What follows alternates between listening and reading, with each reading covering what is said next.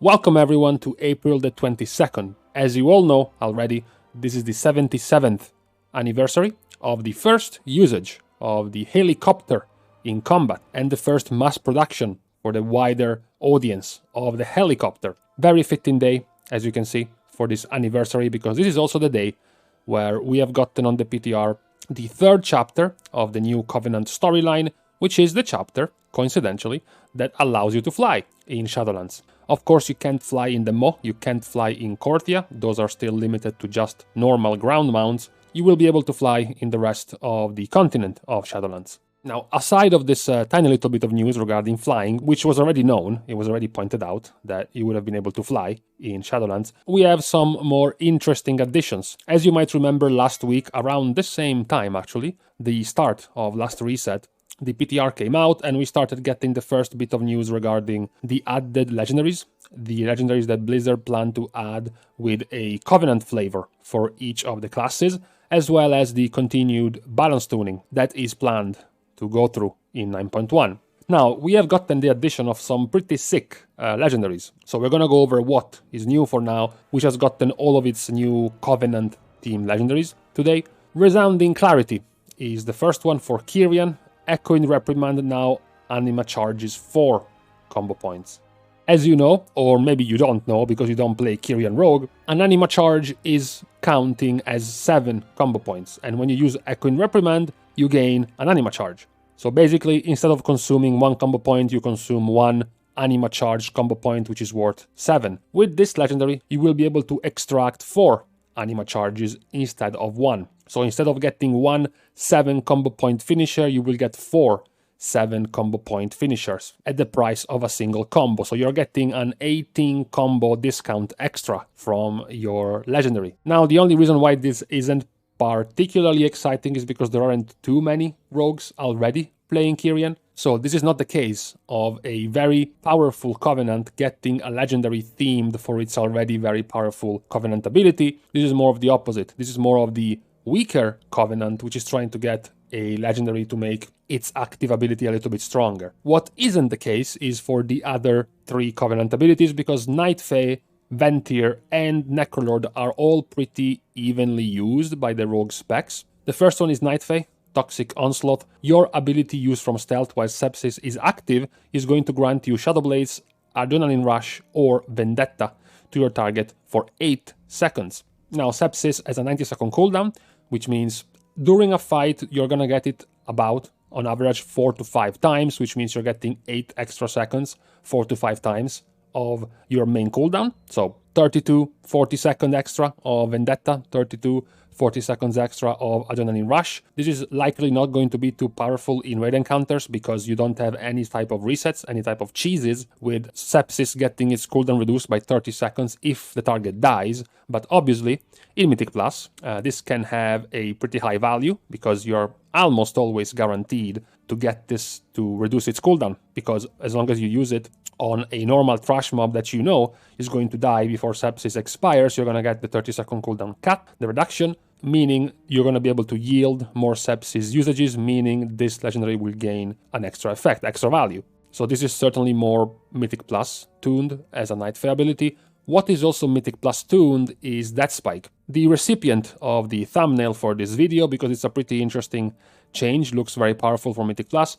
Serrated Bone Spike has 2 additional charges and hits 2 nearby enemies. So now you are getting, with this legendary Cleave Serrated Bone Spike, you're going to be hitting 3 targets now. This is particularly relevant because a lot of Outlaw Rogues, for example, are Necrolord. Outlaw Rogues already do quite a lot of AoE damage, quite a lot of cleave thanks to their Blade Flurry, and now with this legendary they will be able to do it even more. The only problem, and this is something that is going to sour most of this theory crafting, most of this Filicraft talk about these legendaries, is that at the end of the day, you still only have 1 legendary slot. So every time you get excited for something like this, even though this looks cool, as a nice effect, changes your Covenant ability a little bit, it's unlikely it's going to be used, which is also why I'm hoping there is going to be the Easter egg, even though we're a little bit past Easter, that you will be able to use these Covenant-specific legendaries on top of your normal one. So not exactly 2 legendaries, because one is going to be locked to be one of your Covenant ones, but at least put it together with one of the legendaries you already have. That would make it much more interesting. It would allow you for much more synergy with your Covenant ability. Unfortunately, for now, there is no sign of any of this, so most of these Covenant ability additions in the legendary pool are likely going to be unused. And then there is the last one for Rogue, which we left for last because it looks like to be the strongest so far. Obedience for Venthyr. Now Venthyr, the new on-the-rise Covenant for Assassination, which is also the new on-the-rise specialization for melee DPS. Flagellation now also increases your versatility by 1%. Each combo point spent during Flagellation, while Flagellation is active for 12 seconds, while it's active, decreases its cooldown by 1 second. Now, besides the fact that Blizzard fucked up the grammar in this tooltip, in case you are wondering, in case you are confused as to why would you want a legendary that gives you 1% versatility, Flagellation is the Covenant ability which gives you 1% haste per each application of Flagellation damage and stacks up. So this means that you're going to stack up the haste and the versatility together. So it's not just a 1% verse buff. The other important part is, of course, the cooldown reduction, because in a normal situation, while you activate Flagellation, you're going to get 20 to 25 combo points being spent inside Flagellation, which is, a 20 to 25 second cooldown reduction to Flagellation, which means you're going to get your ramp up haste and versatility more often, which is going to yield more damage on top of the damage you're already doing extra because you're gaining faster applications of Flagellation because of the cooldown reduction. It's a nice, feed off itself type of legendary. Now, the Assassination legendary, talking about the possible replacement, Doomblade, the newly buffed Assassination legendary, is good, is strong, but it's not in the realm of I can never take this off type of legendary.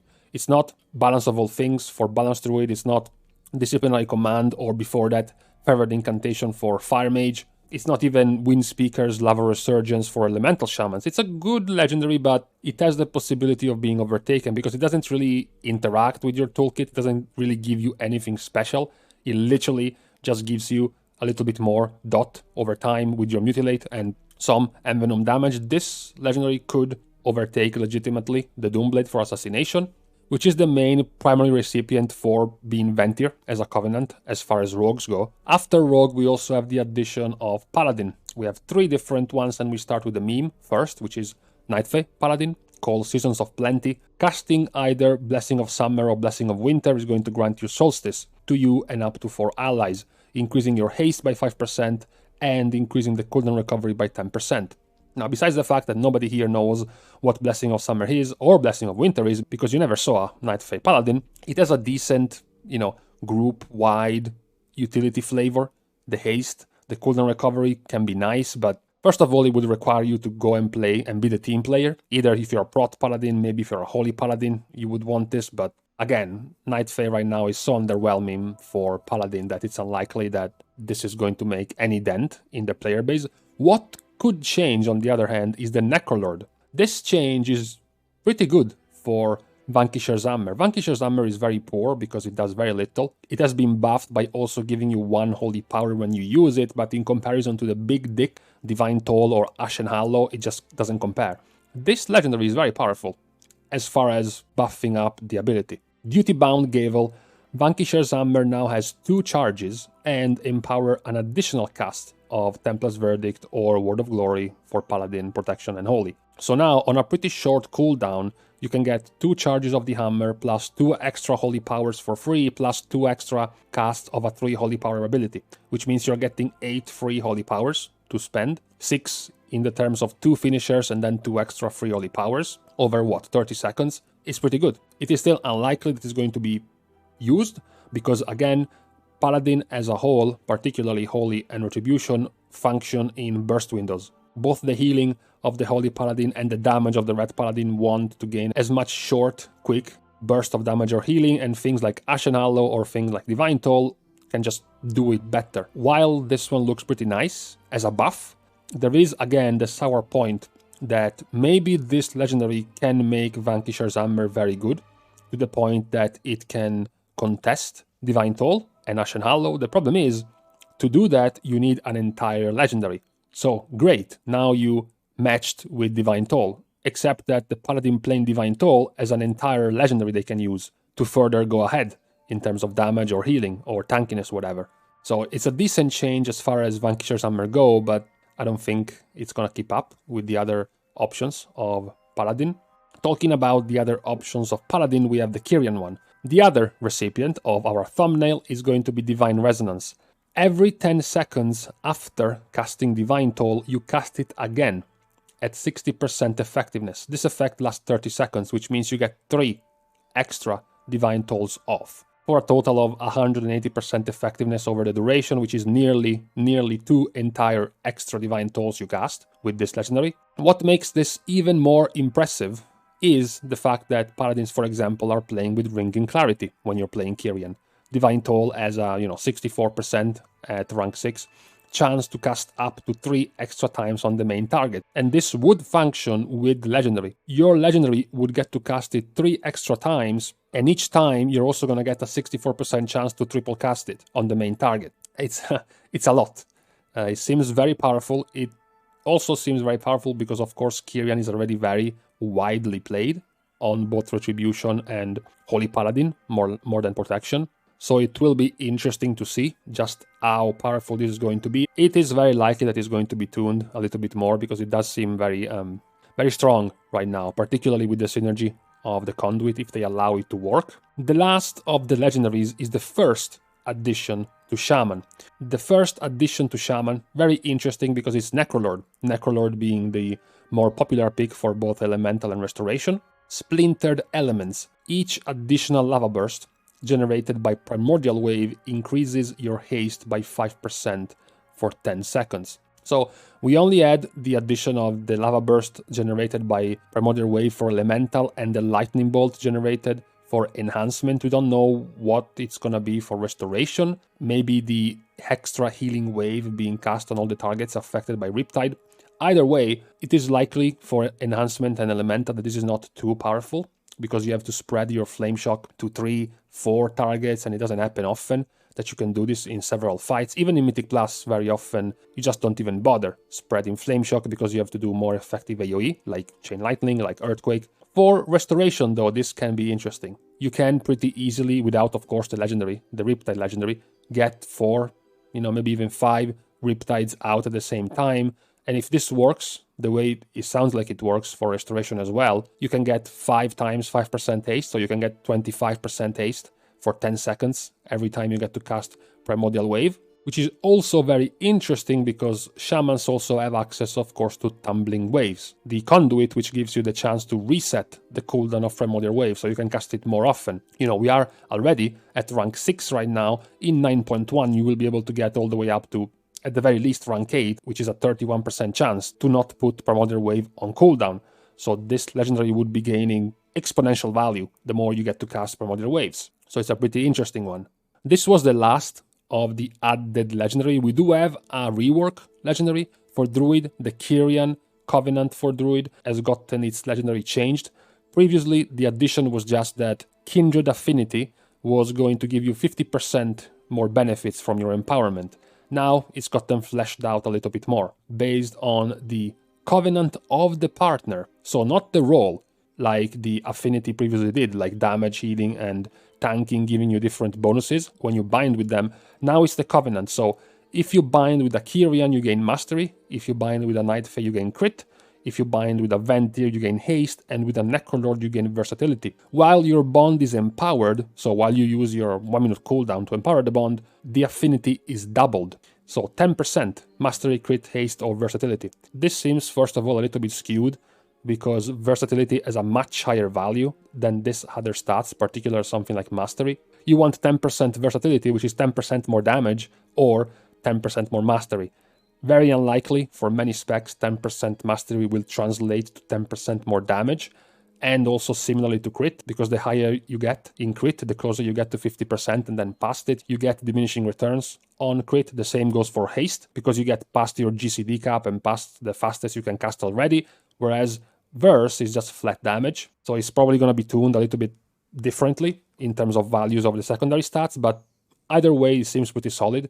The Kyrian Covenant already seemed like a possible shift for Balanced Druid specifically. after the nerfs to Balance of All Things, the supposed nerfs to Balance of All Things for 9.1, which massively devalues Convoke the Spirits. So this basically by proxy made the Kyrian Covenant stronger. Maybe this legendary was the last push you needed to go Kyrian, we will see. And also to finish, after the Druid one, there is another tiny nerf to the addition of the Covenant legendary for warriors. The Venthyr one, Sinful Surge, has gotten the Recklessness duration extension nerfed from 3-second extension to 2. This was due to the memory of Fury warriors basically being able to extend Recklessness to something like 3 minutes, 4 minutes, 5 minutes with this legendary, so they are trying to tune it down a little bit. Now, after the Covenant abilities, we also had balance tuning, balance changes. Particularly, this time around, the changes happened for Rogue, Subtlety Rogue, and Havoc Demon Hunter. There isn't really much else.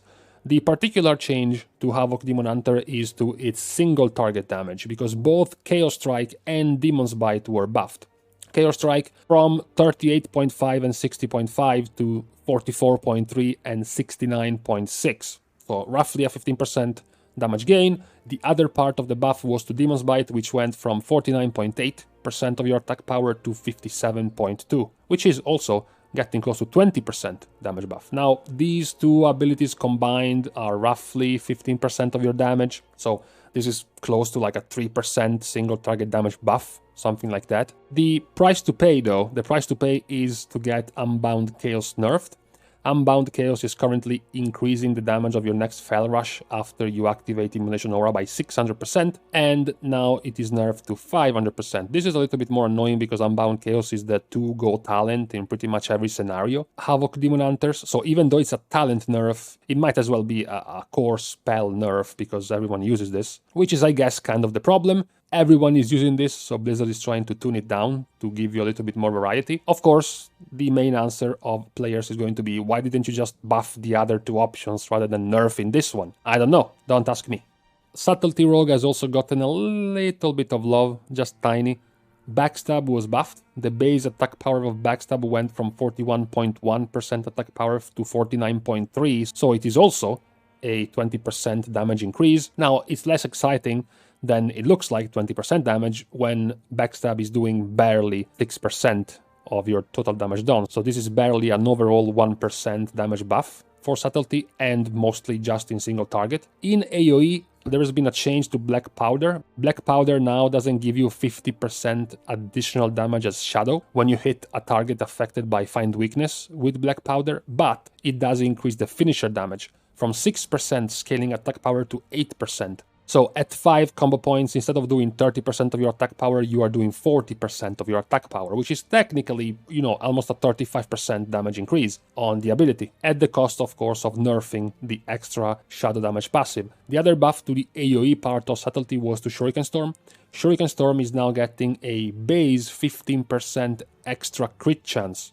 Now, very unfortunately, you're not an Assassination Rogue, so you're not the one with Seal Fate that gives you 1 extra combo point whenever you crit. So this is just going to increase the damage of Shuriken Storm, and of course also help you apply Find Weakness, because Shuriken Storm applies Find Weakness only if you're critting with it. The last of the additions to Rogue is a buff to Gloomblade. Similarly, since Gloomblade is a talent that was never picked for Subtlety, the AP damage of Gloomblade goes from 47% to 56%, which is another 20% overall damage increase to the talent.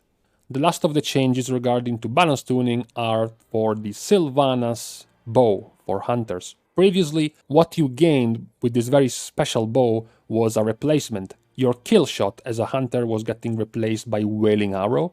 Now, they changed it so that Wailing Arrow is a brand new ability you get in your bars with this bow. Now, the main difference is that, of course, Wailing Arrow replacing kill shot was basically nerfing your single target, because kill shot is good in single target and this new ability, Wailing Arrow, isn't. The benefit of replacing kill shot altogether was that you were getting buffed if you were a Venthyr hunter, because Venthyr hunters have access to Flade Shot. Flade Shot's ticking damage has a chance to make your next kill shot free and usable on any targets, and this applied to Wailing Arrow. The problem, of course, is, as I mentioned, that you no longer had kill shot available, which is a good execute single target ability.